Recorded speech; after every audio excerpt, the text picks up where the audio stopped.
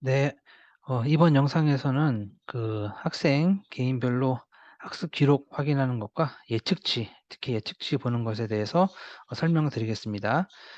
지금 보이시는 이 화면은 그 이제 저희가 톡방으로 보내드리는 이제 학습 기록 이제 표인데요.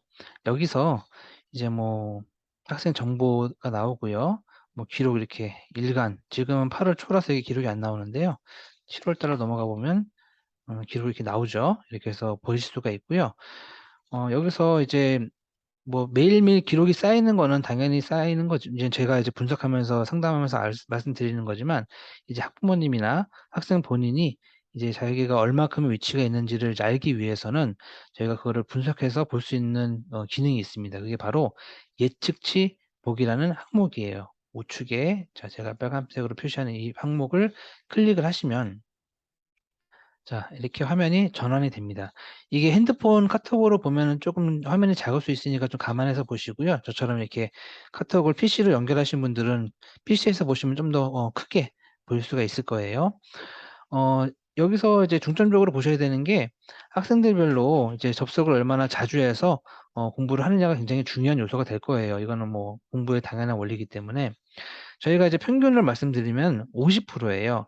저희가 저희 프로그램을 사용하는 모든 학생들, 사용자들의 평균치를 분석해 봤더니 거의 50%, 즉 이틀에 한 번씩은 대부분 들어와서 하고 있는데, 지금 이 학생의 경우 같은 경우는 37% 니까 대략 한 3 일에 한 번 정도 꼴로 들어오는 거니까 쪼끔 빈도가 낮죠. 이제 이거는 어떤 정답은 없습니다. 왜냐하면 뭐 이 친구는 특히 고3 이기 때문에 뭐 시간이 굉장히 바쁠 거예요. 그래서 뭐 매일 들어와서 하는 게 좀 어렵기 때문에 고3 인데 이 정도면은 굉장히 나름대로 시간을 많이 투자해서 하는 거라고 볼 수 있고요. 초등학교로 내려갈수록, 중학교, 초등학교 내려갈수록 이 빈도가 좀 높아지는 경향이 많습니다. 그래서 평균 50%가 저희가 전체 통계니까 내가 최소한 50% 이상을 유지할 수 있게끔 접속을 자주 하시는 게 굉장히 중요하고요. 그다음에 저희가 이제 두 번째로 중요하게 보는 게 뭐냐면요. 저희가 학습 성취 달성률이라고, 이제 이걸 저희가 학습 능력치라는 걸 저희가 용어를 사용을 해요. 제가 상담을 이제 해 보신 분들은 다 아시겠지만, 이게 15.4% 잖아요.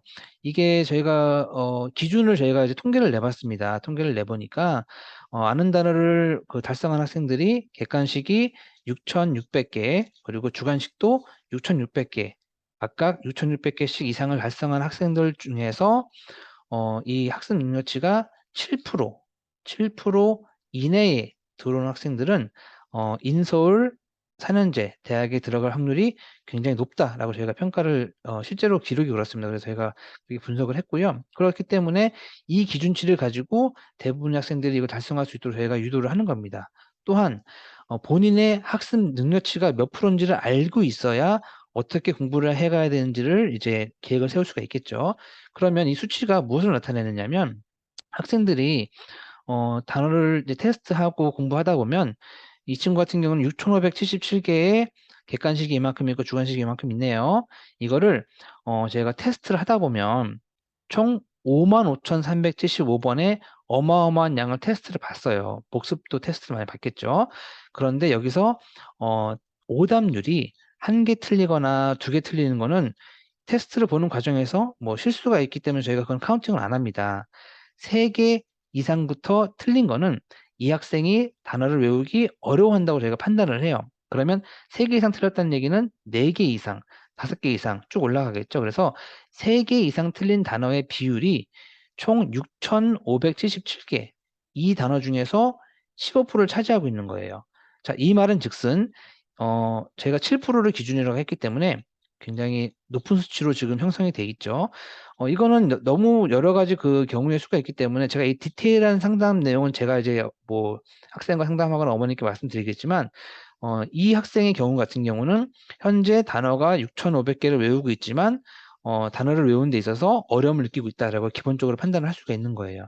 그래서 이 퍼센티지가 처음에 시작을 하면 처음부터 낮게 형성이 되는 친구들이 있을 거예요. 막 1% 대도 있고 막 그렇습니다. 또는 처음에는 낮았지만 가면 갈수록 높아지는 경우도 있고, 이거를 제가 분석을 해서 학생들의 학습 그 계획표를 제가 짜거나 학습 그 흐름을 제가 조절을 해 주는 게 제 역할입니다. 그래서 이걸 설명드린 이유가 우리 아이가 또는 본인이 얼만큼의 능력치를 갖고 있는구나를 정확하게 알아야, 그러면 제가 7% 이내에 되는 막 1% 처럼 되게 낮은 친구들, 잘 안 틀리는 친구들 같은 경우는 좀 더 많은 양을 빨리 할 수 있다는 얘기인 거고요.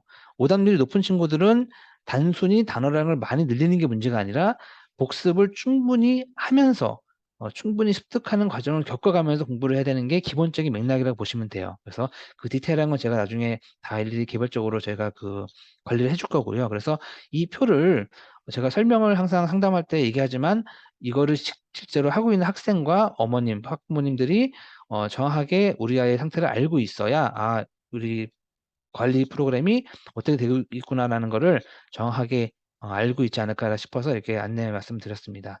그래서 이 수치에 따라서 이 수치에 따라서 이 앞으로 해야 될 양이 명확하게 나오잖아요. 그렇죠?